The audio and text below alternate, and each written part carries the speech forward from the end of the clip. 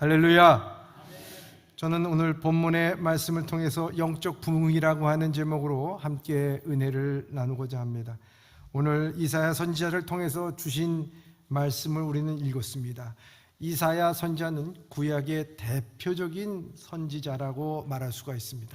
이사야 선지자는 66장으로 되어 있는데 이 66장이 사실 두 권으로 분리할 수 있다 이렇게 말합니다. 그래서 첫 번째 장은 1장에서 39장까지 이스라엘의 경고와 멸망에 대해서, 그리고 40장에서부터 66장까지는 회복과 완성으로 이루어지고 있습니다.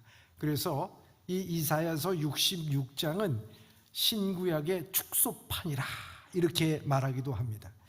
1장에서 39장은 구약의 주제요, 40장에서 66장은 신약의 주제라고도 봅니다. 비록 이사야는 남유다가 멸망하기 전 므낫셋 왕 시대 때 죽임을 당하게 됩니다. 그리고 그 후에 일어날 일에 대해서 40장에서부터 66장까지 그것을 기록하고 있는 것입니다. 이스라엘 백성들이 포로에서 돌아와 위로와 회복에 대하여 말씀하고 있습니다. 그리고 타락과 절망 속에 있는 자들에게 권고와 약속의 성취를 이루라는 말씀으로 구성되어 있다는 것입니다. 이런 관점에서 오늘 본문의 말씀을 봐야 하는 것입니다. 54장입니다. 그래서 포로 귀환 후 이사야 선지자의 눈에 비추어진 이스라엘은 모든 것이 다 잃어버린 상태였습니다. 하나님의 성전의 영광은 심판의 불로 인해서 사라지고 경제 기반도 무너지고 정치적으로도 남의 지배 아래 있게 됐습니다. 마치 38년 된 중풍병자가 얘기하기를 나를 못에 넣어줄 사람이 없어 탄식한 것처럼 이사야 선지자도 애를 낳으려고 그러는데 애 낳을 힘이 없다 할 정도로 그러한 상태가 바로 이스라엘 백성들의 상태였습니다. 이때 탄식하고 있는 이때에 이사야 선지자는 이스라엘 백성들에게 부흥의 메시지를 준 것입니다. 이 부흥은 두 가지 의미를 내포하고 있습니다. 첫째는 회복입니다.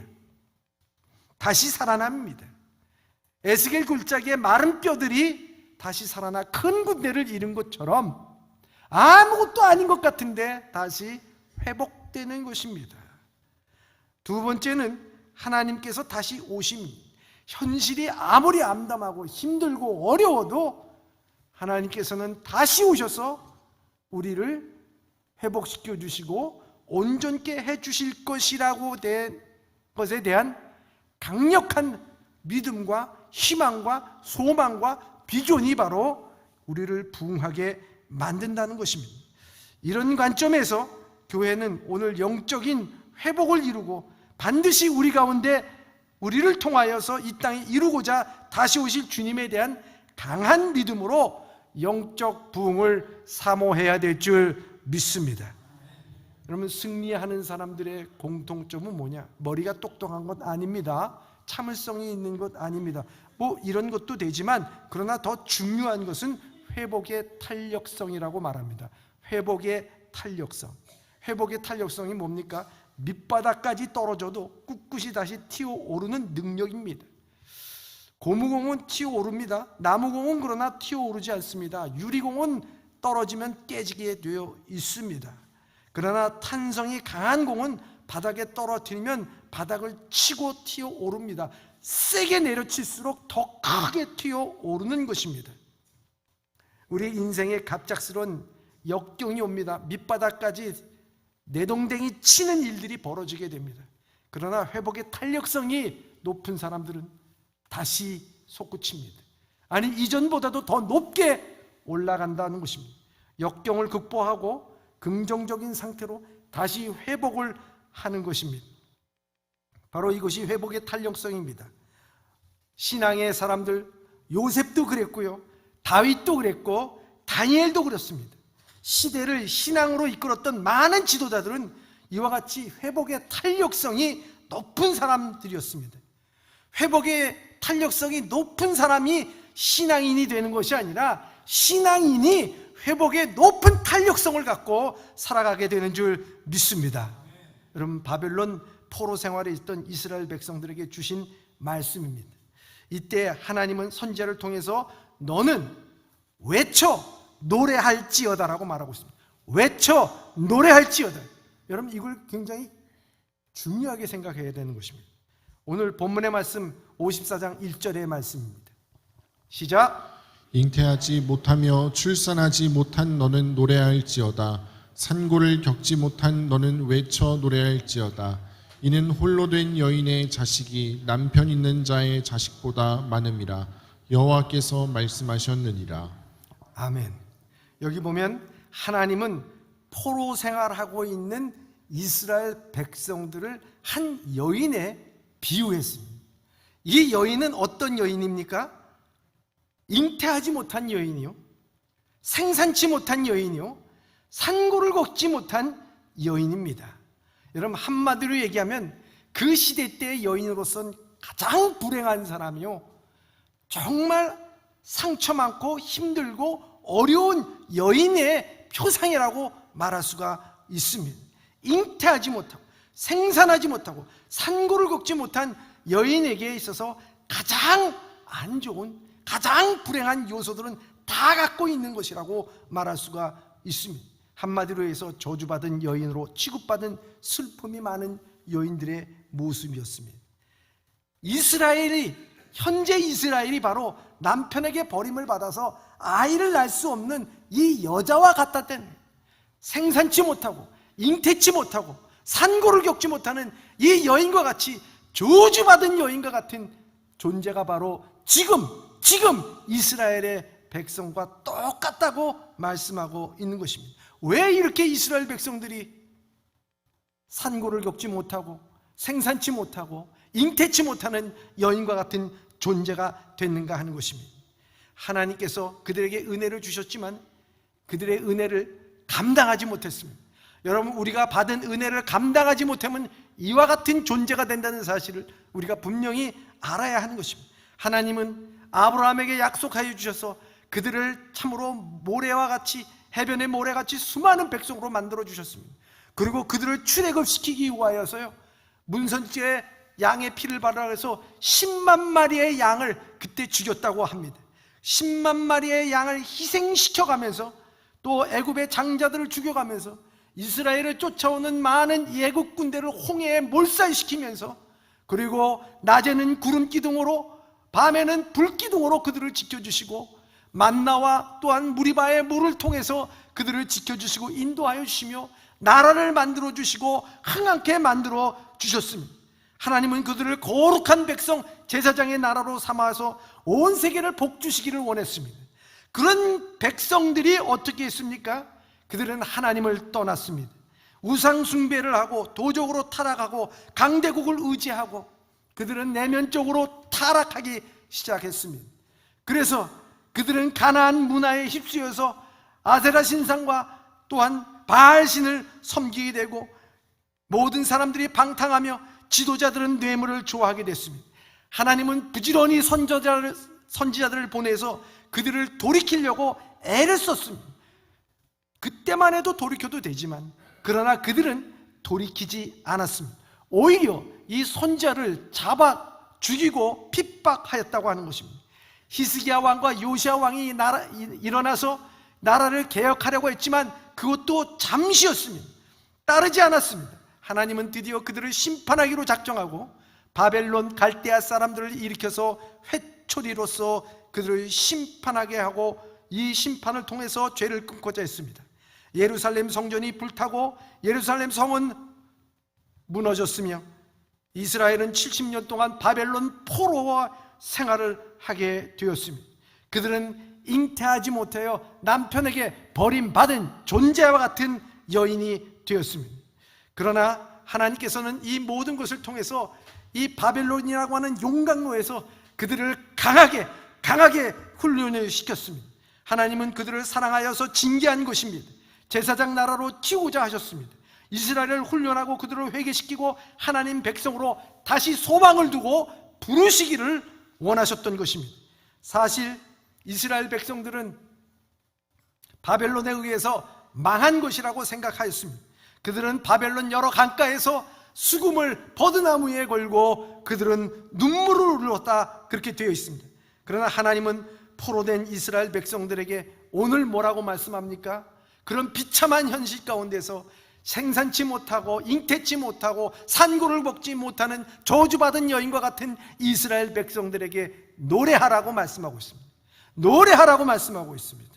여러분, 노래도 그냥 노래가 아니라 너는 외쳐 노래할지어다 라고 말씀하고 있습니다. 속으로 노래하는 것이 아니라 많은 사람이 들을 수 있도록 크게 외쳐 노래하라고 말씀하고 있습니다. 그 노래는요, 아이고 내 팔자야, 내가 무슨 죄가 많다고 이런 고생을 하나, 신세 한탄하라는 노래가 아닙니다. 터질 듯한 기쁨과 감격을 갖고 하나님 앞에 찬양하라는 것입니다. 아이 낳지 못하는 여인이 무슨 노래할 이유가 뭐가 있습니까? 산고치 못한 여인이, 무슨 저주받은 여인이 무슨 노래를 하겠습니까? 불행에 쩌들어 있는 사람이 무슨 노래를 하겠습니까? 하는 것마다 실패한 사람이 무슨 노래를 하겠습니까? 농담하십니까? 우리는 뭐 그렇게 말할 수도 있을 것입니다. 그러나 여기 여인이 노래할 수가 없습니다. 하나님을 찬양할 이유가 없습니다. 오히려 슬퍼하고 탄식할 이유만 있습니다. 그런데 왜 노래하라고 하십니까? 그것이 바로 1절 후반절에 보면 이렇게 되어 있습니다. 1절 후반절 한번 읽겠습니다. 시작. 이는 홀로 된 여인의 자식이 남편 있는 자의 자식보다 많으니라 여호와께서 말씀하셨느니라. 아멘. 분명히 말씀합니다. 홀로 된 여인의 자식이 남편 있는 자식보다 적다, 많다라고 말씀하고, 많다라고 말씀하신 거예요. 하나님께서 홀로 된 여인이, 이스라엘 자손이 강대국 바벨론보다 더 많아질 것이라고 말씀하고 흥왕할 것이라고 말씀하신 것입니다. 이사야 선지자는 하나님께서 약속하신 말씀을 믿고 큰 소리로 외치고 일어나라는 거예요. 노래하라는 거예요. 이 말씀을 이사야 선지자는 곳곳에서 이사야서에서 말씀하고 있습니다. 이사야서 60장 1절과 22절에 보면 뭐라고 되어 있습니까? 일어나 빛을 발하라. 이는 내 빛이 너에게 이르렀고 여호와의 영광이 내 위에 임하였음이니라. 그 작은 자가 1000명을 이루겠고 그 약한 자가 강국을 이룰 것이라. 때가 되면 나 여호와가 속히 이루리라 말씀하고 있습니다. 여러분, 일어나 빛을 발하라. 어떤 상황에서요? 잉태치 못한 곳에서, 지금 포로 가운데 있는 가운데 희망이 보이지 않는 곳에서 일어나 빛을 발하라는 거예요. 여러분, 너희가 작은 자가 1000명을 이루고 약한 자가 강국을 이룰 것이라. 내가 속히 이루리라고 말씀하고 있습니다. 비전을 노래하고 있습니다. 이사야서 66장 7절과 8절에 이렇게 말씀하고 있습니다. 시작. 해산하며 고통을 당하기 전에 나만을 낳았으니 이러한 일을 들은 자가 누구이며 이러한 일을 본 자가 누구이냐. 나라가 어찌 하루에 생기겠으며 민족이 어찌 한순간에 태어나겠느냐. 그러나 시온은 진통하는 즉시 그 아들을 순산하였도다. 아멘. 66장 7절과 8절에 보면 이 말씀이 무슨 말씀입니까? 한 나라가 망했습니다. 그 나라가 이루어 나가고 다시 한번 회복되기 위해서는요, 시간이 걸리는 겁니다. 몇 세기가 걸쳐져야 돼요. 아니, 어떻게 보면은요, 다시 일어나지도 못할 것입니다. 그런데 여기 보면은 시온에 진통하기 전에 해산하며 고통을 당하기 전에 나마를 낳았도다. 여러분, 고통을 해서 낳아야 되는데 고통을 하기도 전에 애를 낳고요, 여러분, 뿐만 아니라 나라가 어찌 하루에 생기며 민족이 어찌 한순간에 태어나겠나. 그러나 시온은 진통한 즉시 그 아들을 순산하였도다 말씀입니다. 여러분, 이 땅의 사람들은 그것이 망하면은 일어나기가 힘들지만요, 하나님의 능력과 하나님의 손 안에서는요, 하루 아침에도 이 나라와 민족이 일어날 수 있다고 하는 것을 우리에게 말씀하고 있는 것입니다. 이 말씀을 믿는다면은 지금 처지와 형편이 그런다 하더라도 지금 노래하라, 크게 외쳐 노래하라고 말씀하고 있는 것입니다. 이건 우리나라 민족에게도 똑같은 거예요. 여러분, 우리나라 일제 친민지 통치하에서 어렵게 해방됐지만 6.25와 동족 상잔을 겪으면서 폐허가 됐어요. 원조가 없으면요 당장 우리나라 굶어 죽었어요. 예. 그래서 공법 106이라고 하는 것이 있어서 옛날에 밀가루 피대 보면요 이 손을 잡는 게 이렇게 나와 있고 밑에 미국 국기가 달려 있는 거, 그거 먹고 자랐어요. 여러분, 우리가 힘든 나라였습니다. 그야말로 버림받아서 홀로 된 여인처럼 불쌍한 나라였어요. 어디 의지할 데가 없는 나라였어요. 그때 우리가 부른 노래가 뭡니까? 울밑에선 봉선하야. 너무 처량해, 그렇잖아.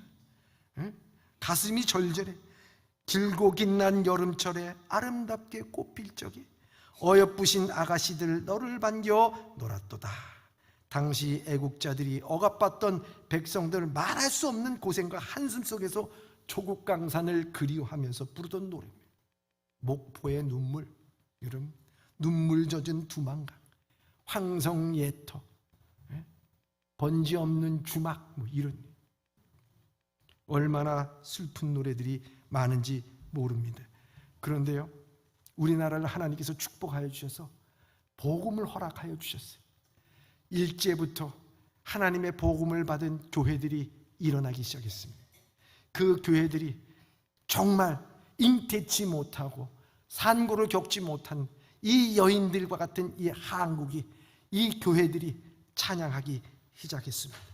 여러분, 1960년대 그 이전에 어르신들, 일제시대를 다 겪었던 그런 분들이요, 저도 어려서부터 교회 가면은 그 나이 많으신 어르신들이 철야 기도를 하면서 여러분 부른 찬송이 뭔 줄 아십니까? 그죠? 모이면은 부른 찬송이 무엇입니까? 할머니 할아버지들이 불렀던 찬송, 대산을 넘어 헝곡에 가도, 이게 또 꺾어져요 잘. 응? 이게 하도 제가 귀에 많이 들어가지고 제가 아마 이 찬양은 별로 안 불렀던 것 같아요. 부르기 싫었어요. 근데 제가 은혜를 받고 나니까요, 이 찬송이 우리를 살렸어요. 이 찬송이 우리를 살렸어요. 여러분, 이 찬송, 태산을 넘어 헝곡에 가도, 그때 당시 태산과 같은 삶이었어요. 너무 겹겹이 쌓여있어. 돈이 있나? 우리나라가 모르거든. 자원이 있나?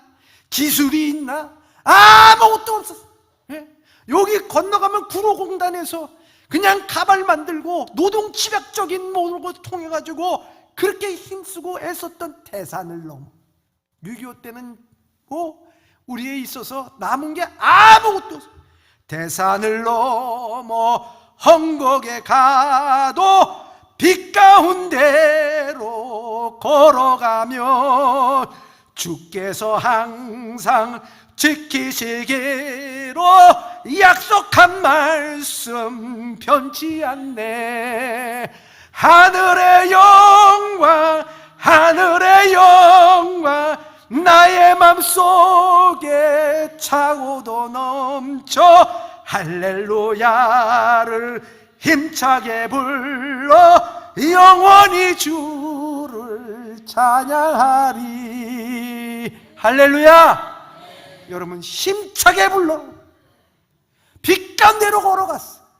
여러분, 잿더미 가운데 있어도 빛 가운데로 걸어갔어. 여러분, 힘들고 어려워도 빛 가운데로 걸어갔어. 한 방에서 12명이 자도 빛 가운데로 걸어갔어. 종이 치면 나가서 기도하고 철야 기도하고 열심히 해서, 그것이 믿음의 유산이 돼서 70년대 철야 기도할 때 우리는 무슨 찬양 불렀습니까? 딱 두 가지야.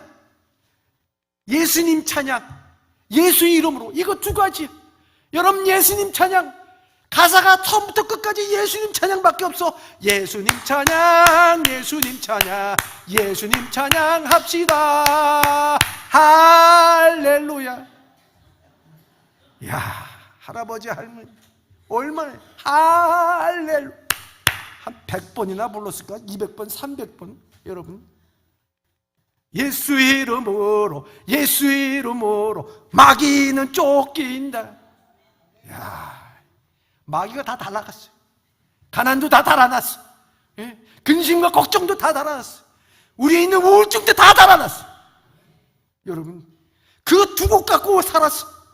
여러분, 태산을 넘어 홍곡에 가도 그다음에 하나님 찬양, 예수님 찬양, 예수님 찬양, 이거 갖고 살아난 거예요. 예? 얼마나 귀한지 모릅니다. 그래서 우리는 폐어뜸 속에서 한각의 기적을 이루어서 이사야 말씀처럼 하나님께서 기적적으로 이 나라를, 이 민족 위에 굳게 세워준 줄 믿습니다. 할렐루야.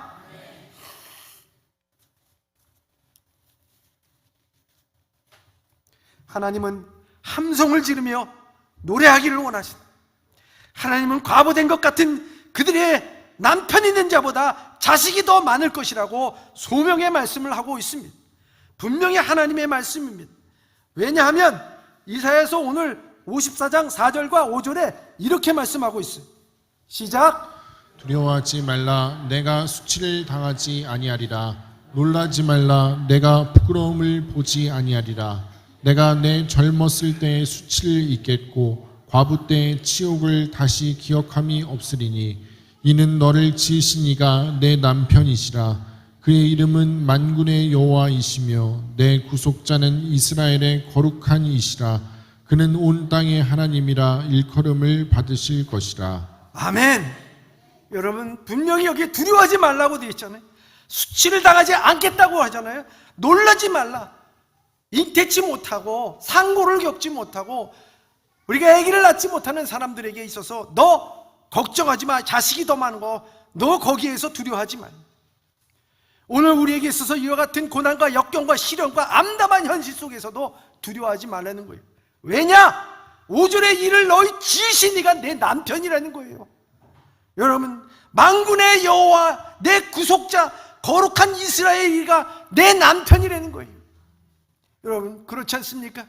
오늘 한국교회가 부흥하고 우리나라가 부흥한 것 다른 것이 아니라 오직 아무것도 없어도 예수 그리스도가 내 신랑이 돼서 신부된 이 교회는 예수님 찬양하면서 나오니까 하나님께서 그 모든 곳에서 자원이 있고 풍부하고 뭐가 있는 나라보다도 더 이 나라를 힘써 섬기게 만들고 일으키게 만들고 하나님의 영광이 드러나게 된 줄 믿습니다.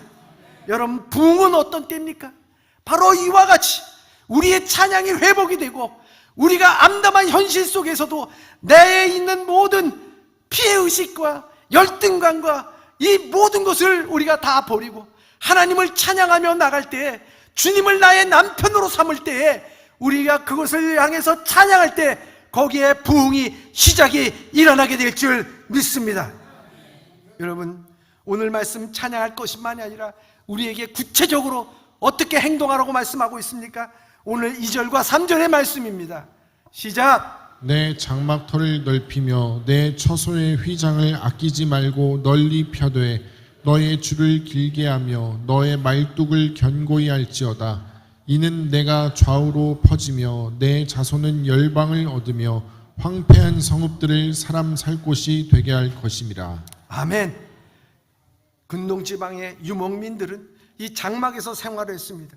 이 장막이라고 하는 것은 휘장과 줄과 말뚝을 갖고 때로는 넓게 쳤다 좁게 쳤다 자기 마음대로 그 조절을 할 수가 있는 것입니다. 근데 현재 이스라엘 백성들의 처지를 보니까, 그 장막을 보니까 그저 한 사람 겨우 들어갈 만한 텐트를 치고 있는 거예요. 너희들이 그런 텐트를 치고서 무슨 내 비전과 꿈을 이룰 수 있겠느냐 말씀합니다. 너 텐트를 어떻게 치느냐? 이 휘장을 크게 펴고 그리고 줄을 길게 하고 말뚝을 견고하라. 왜냐하면 그 안에 들어갈 민족이 있다는 거예요. 그래서 3절에 보면 이는 내 좌우를 펴며 내 자손은 열방을 얻으며, 열방이 들어갈 정도로, 그리고 황폐한 성읍들의 사람들이 사는 곳으로서 만들라는 것이요. 이런 텐트가 세상에 어디 있습니까? 바로 이 텐트는 하나님의 꿈이요 비전이요 이 땅에 세워지는 주님의 나라, 이 교회인 줄 믿습니다. 오늘 이 교회는 이와 같이 휘장을 넓게 치고 줄을 길게 하고 말뚝을 견고히 해야 될 줄 믿습니다. 그런데 여기에서 중요한 것이 무엇입니까? 그들은 포로로 잡혀왔습니다. 자기 혼자의 텐트. 근데 그렇게 하지 말라는 거예요. 빅 텐트를 치는 거예요. 그래서 휘장을 아끼지 말라는 거예요. 여러분, 이 휘장이라는 게 뭡니까? 휘장은 낮에는 해의 뜨거움을 보호해주고 밤에는 찬 이슬을 막아주면서 안에서 평온하게 잠을 잘 수 있는 것이 이 덮개 휘장입니다. 이 휘장이 무엇을 의미합니까? 주님의 사랑이라고 하는 것입니다. 하나님의 사랑이라고 하는 것입니다. 십자가의 사랑이라고 하는 것입니다. 예수 그리스도께서 십자가의 사랑으로서 온 인류를 품었습니다. 그렇다고 하면 오늘 이 교회는 어떻게 해야 됩니까? 휘장을 넓게, 사랑을 넓게 하여서 온 인류를, 온 사람을, 온 세상을 품어야 될 줄 믿습니다. 여러분, 이 사랑이 얼마나 중요한지 모릅니다. 여러분, 이스라엘 백성들이 왜 망했습니까? 그 텐트를 쳤는데 나라와 민족을 위해서 텐트를 친 게 아닙니다. 하나님 나라를 위해서 텐트를 친 게 아닙니다. 나만의 텐트를 쳤어. 나만의 텐트, 나만 잘 먹고 잘 살면 된다라고 하는 나 혼자 들어갈 텐트 쳐놓고 그 안에서 살았어요. 내 가족만 들어갈 텐트. 여러분, 그 텐트에 누가 들어옵니까? 그 텐트에는 아무도 들어올 수가 없는 것입니다. 주님께서는 그 텐트를 걷어쳐버렸던 것입니다. 바벨론 포로 생활로 그 텐트를 걷어친 것입니다. 오늘도 우리는 신앙생활하면서 나만의 텐트만을 갖고 있는 사람들이 있어요. 나 혼자 믿음 생활, 나 혼자 신앙 생활, 나 혼자 잘 먹고 잘 사는 것, 나 혼자 평안하면 됐다. 우리가 함께 협력하여 무슨 일을 하는 것이 중요한 것이 아니라 나만의, 하나님께서 나만 은혜 주십시오. 나만의 텐트를 치고 있어요. 여러분, 개인의 텐트는 걷어치우십시오. 여러분들의 텐트는 사랑의 텐트, 하나님의 사랑의 텐트로 여러분들의 온 인류가 품을 주는, 우리의 이웃과 광명시와 주변의 형제 자매를 품을 수 있는 이러한 텐트를 쳐야 될 줄 믿습니다. 데살로니가 교회에 칭찬하면서 바울은 데살로니가 1장 3절에 뭐라고 말씀하고 있습니까? 시작. 너희의 믿음의 역사와 사랑의 수고와 우리 주 예수 그리스도에 대한 소망의 인내를 우리 하나님 아버지 앞에서 끊임없이 기억함이니. 아멘. 사랑의 수고, 사랑은 수고가 있는 것입니다. 하나님은 좁쌀 영감처럼 작은 생각을 갖고 살기를 원치 않습니다. 하나님은 오그라진 마음을 펴라고 하는 것입니다. 열등감과 패배의식과 피해의식으로 두려움으로 살지 말고 내 혼자만의 텐트 속에서 웅크리고 앉지 말고 그 혼자만의 텐트 걷어치우라고 하는 것입니다. 거기서 벗어나라는 것입니다. 모든 사람을 품을 수 있기를 원하십니다. 그리고 더 넓은 텐트를 치라고 하는 것입니다. 그 장막을 치라고 하는 것입니다. 주님의 십자가의 사랑으로 온 인류를 품었듯이 그리스도의 사랑으로 품으라고 하는 것입니다. 여러분, 빅 텐트에 그래서 저와 여러분들이 들어갈 수가 있었던 것입니다. 고린도전서 1장 13장 1절 3절에 뭐라고 되어 있습니까? 읽겠습니다. 시작. 내가 사람의 방언과 천사의 말을 할지라도 사랑이 없으면 소리나는 구리와 울리는 꽹과리가 되고 내가 예언하는 능력이 있어 모든 비밀과 모든 지식을 알고 또 산을 옮길 만한 모든 믿음이 있을지라도 사랑이 없으면 내가 아무것도 아니요 내가 내게 있는 모든 것으로 구제하고 또 내 몸을 불사르게 내줄지라도 사랑이 없으면 내게 아무 유익이 없느니라. 아멘. 전도도 선교도 봉사도요, 여러분, 사랑이 없으면 그냥 아무것도 아닌 거예요. 여러분들, 이 교회는 정말 뜨거운 사랑이 회복될 때 부흥이 이루어지게 될 줄 믿습니다. 여러분, 사랑의 휘장뿐만 아니라 줄을 길게 하라고 합니다. 줄이 뭡니까? 여러분, 텐트를 칠 때 줄을 길게, 큰 텐트를 치면 칠수록 줄을 길게 해야 됩니다. 튼튼하게 해야 되는 것입니다. 여러분, 이 줄을 길게 하라는 말이 무엇입니까? 끊어지지 않는 굵은 밧줄로 튼튼하게 길게 해야 크게 된다는 것은 무엇입니까? 주님께서 누가복음 15장에 우리에게 말씀하고 있습니다. 너희가 낭만치 말고 기도해야 될 것을 우리에게 말씀하고 있습니다. 불의한 재판장이 있습니다. 과부가 자기 원한 풀어주십시오. 몇 번을 얘기해도 들어주지 않습니다. 그러나 계속해서 얘기하니까 불의한 재판장도 이것을 들어주지 않으면 안 되겠다. 내가 하나님도 두려워하지 않고 사람도 두려워하지 않는데 이 과부의 원한만은 내가 들어줘야 되겠다 하고 들어준다는 거예요. 하물며 하늘에 계신 아버지께서 자기 택한 백성들이 밤낮 부르짖는데 내가 그 기도를 들어주지 아니하겠느냐? 낭만치 말고 기도하라고 우리에게 말씀하고 있습니다. 여러분들 기도의 줄을 끝까지 붙잡아라고 하는 것입니다. 시간이 얼마나 걸려도 그 기도의 줄을 끝까지 붙잡는 것, 바로 기도의 줄을 길게 하라는 것입니다. 여러분, 우리가 믿음으로 기도하다가 낙심한 기도가 있습니까? 내가 형제 사랑하면서 구원하기 위하여 기도하다가 낙심한 기도가 있습니까? 기도의 줄을 끊어버린 적이 있습니까? 여러분, 환난과 핍박이 왔을 때 여러분들 이 기도의 줄이 끊어져 버렸습니까? 여러분, 기도의 줄을 길게 하라는 것은요, 끝까지 낭망하지 말고 기도하라고 하는 것입니다. 이스라엘 백성들이 포로로 들어왔을 때 그들은 10년 기도 열심히 했습니다. 20년, 30년 가도 기도가 응답되는 기미가 보이지 않자 그들은 포기하기 시작했습니다. 그리고 그들은 버드나무에 수금에 걸고 그들은 울기만 했습니다. 그러나 이 이스라엘 백성들의 포로된 것을 보지도 못했던 이사야 선지자는 끝까지 기도했습니다. 이사야서 64장 8절과 9절에 보면, 그러나 여호와여, 이제 주 우리의 아버지이시나이다. 우리는 진흙이요 주는 토기장이시니 우리는 다 주의 손에 지으신 것이나이다. 여호와여, 너무 분노하지 마옵소서. 죄악이 영원히 기억하지 마옵소서. 구하옵나니 보옵소서. 우리는 다 주의 백성이나이다. 마지막까지 구원해달라고, 죽기까지 기도했던 것이 바로 이사야 선지자입니다. 그 회복을 보지 못하고 죽었지만 그 후에 이스라엘 백성들은 기도함으로 인해서 회복이 되었던 것입니다. 어떤 역경과 모함이 와도 기도를 그치지 않았다고 하는 것입니다. 다니엘은 그런 기도를 드렸던 사람이었습니다. 요셉도 그랬습니다. 아브라함도 그랬습니다. 여러분, 오늘 우리의 영혼의 기도에 대해 지쳤습니까? 내 장막에 시련이 오고 시험이 오고 곧 끊어져 나라가 버리면 기도의 줄을 붙잡고 있습니까? 한 생명을 위해서 눈물로 끝까지 기도하십시오. 나라와 민족을 위해서 끝까지 기도하십시오. 사랑의 장막이 넓혀지며 여기에 영적 부흥이 이루어질 줄 믿습니다. 이사야 선지자는 말뚝을 견고히 하라고 말씀하고 있습니다. 줄이 아무리 견고해도 휘장을 아끼지 않나 하더라도 고정시킬 말뚝이 견고하지 않으면 휘장은 무너집니다. 바로 이 말뚝이 뭡니까? 믿음입니다. 믿음의 뿌리를 깊게 견고하게 내려야 되는 것입니다. 텐트를 크게 치면 클수록, 사랑이 넓으면 넓을수록, 기도의 줄이 튼튼하면 튼튼할수록 말뚝, 믿음은 더욱더 견고해져야 된다고 하는 것입니다. 주님은 말세 때에 믿음이 있는 자를 보겠느냐? 우리에게 말씀을 하고 있습니다.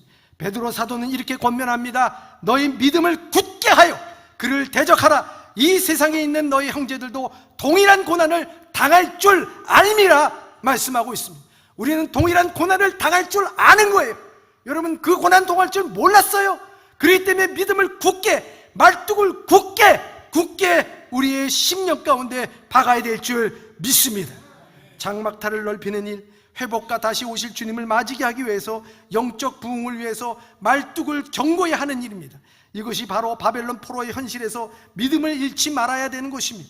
이렇게 됐을 때 이사야 선지자는 이사야 54장 9절과 10절에 이렇게 말씀하고 있습니다. 시작. 이는 내게 노아의 홍수와 같도다. 내가 다시는 노아의 홍수로 땅 위에 범람하지 못하게 하리라. 맹세한 것 같이 내가 내게 노하지 아니하며 너를 책망하지 아니하기로 맹세하였노니, 산들이 떠나며 언덕들은 옮겨질지라도 나의 자비는 내게서 떠나지 아니하며 나의 화평의 언약은 흔들리지 아니하리라. 너를 긍휼히 여기시는 여호와께서 말씀하셨느니라. 아멘. 여러분, 말뚝을 견고히 한다는 것, 믿음을 우리가 깊게 내려야 한다는 것은 바로 이와 같이 하나님의 언약을 분명히 믿고 나가야 된다는 것입니다. 여기에서 뭐라고 말씀하고 있습니까? 노아를 보지 않았느냐? 내가 노아에게 맹세하지 않느냐? 다시는 물로 심판하지 않는다고 그랬는데, 내가 이제까지 그 약속을 지켰던 하나님이다. 내가 너를 지킨다. 산들이 떠나고 언덕이 옮길지라도 내 자비가 너에서 떠나지 않아. 내 주변이 산이 떠나고 언덕이 움직이며 말할 수 없는 암담한 현실이 오고 눈에 보기에는 믿지 못한 일들이 처처에서 일어난다 하더라도 나는 너에 대한 자비 떠나지 않을 거야. 내가 너와 함께하는 거 떠나지 않을 거야. 내가 너와 함께할 거야. 어떠한 상황이든지 믿음을 굳게 붙잡고 나가라고 말씀하고 있는 것입니다. 이런 말뚝을 여러분들이 잘 박아야 될 줄 믿습니다. 믿음의 말뚝입니다. 여러분, 우리 우리암 선교사, 우광복 선교사라고 하는 분을 여러분 아십니까?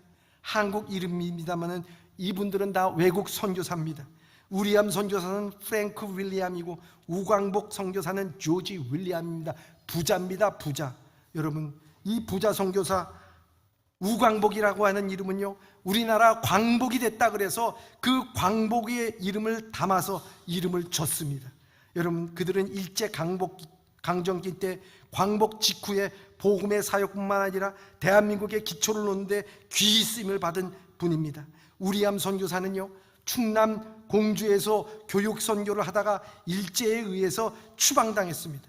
그가 사역한 공주 영명학교가 유관순 열사 등 많은 독립운동가를 배출했기 때문이었습니다. 우리암 선교사는 해방 후 재입국해서 미군 군정청에서 고문으로 큰 역할을 감당하기도 했습니다. 특별히 그 아들 우광복 선교사는 활약이 놀랍습니다. 어린 시절 우리나라에서 성장하다가 그 후에 미국에 가서 의학 공부를 마치고 재입각을 했습니다. 군의관으로 지원했는데 미 군정 사령관 하지 중장의 참모가 됩니다. 그 하지 중장은 우광복이 한국어가 눈통한 것을 보고 한국인 50명을 추천해달라고 요청합니다. 우광복은 어머니에게 의논하고 그리스도인 35명을 추천하게 됩니다. 그들은 대한민국 건국의 기초를 놓은 셈입니다. 초대 문교부 장관 그리스도인이라 미신 타파 운동을 벌였고 초대 국방부 장관이 그리스도인이라 군목제도를 시행했습니다. 군 보고마를 이루며 국가 발전에 기여했습니다. 특별히 감동적인 것은 우광복 선교사가 임종시에 이렇게 유언했습니다. 어려서 풍토병에 죽은 누이 동생 올리브, 한국에서 죽었습니다. 그 무덤 옆에 나의 유해를 묻어주시오. 이토록 한국 사랑을 했다는 생각을 하면 정말 눈시울이 붉어질 수밖에 없습니다. 피 한 방울 섞이지 않았습니다. 무썰고 낯설은 땅에 그들은 복음 하나 들고 나왔습니다. 그들은 이 나라까지 빅 텐트를 쳤습니다. 그들은 사랑의 텐트를 쳤습니다. 그리고 그들은 죽을 때까지 기도의 줄을 놓지 않고 이 민족을 구원하여 주시옵소서, 그들은 기도했습니다. 뿐만 아니라 하나님의 뜻이 이루어지고 반드시 하나님 나라가 이루어질 것이라고 하는 일제강점기를 겪으면서 6.25 사변을 겪으면서 여러 환난과 사변을 겪으면서도 천지가 개벽하는 일을 겪으면서도 믿음으로 이 백성을 이끌었던 것입니다.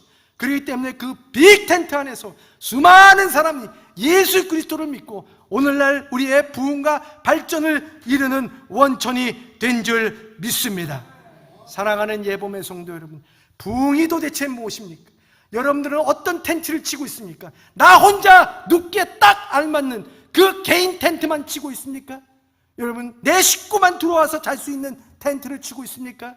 여러분, 사랑의 장막의 휘장을 넓게 주십시오. 그리고 여러분들의 기도의 줄을 넓게 길게 끝까지 하십시오. 그리고 여러분들의 믿음의 말뚝은요, 견고하게 어떤 상황이 있어도 환난과 시험이 있다 할때라도 나 몰라, 힘들어, 그게 되겠어? 언제 되겠어? 나 몰라, 이렇게 하지 마십시오. 끝까지 주님은 살아계십니다. 주님께서 함께하여 주십니다. 주님은 나와 함께하여 주십니다. 주님의 영광과 나라는 반드시 노아에게 홍수의 방수 다시 일어나지 않는 것처럼 나에게도 그 은혜가 임하게 될 줄 믿습니다. 여러분, 나갈 때 우리 영적 부흥을 이루어 나가는 사랑하는 예범의 성도들이 다 되시길 주님의 이름으로 축원합니다. 기도하겠습니다.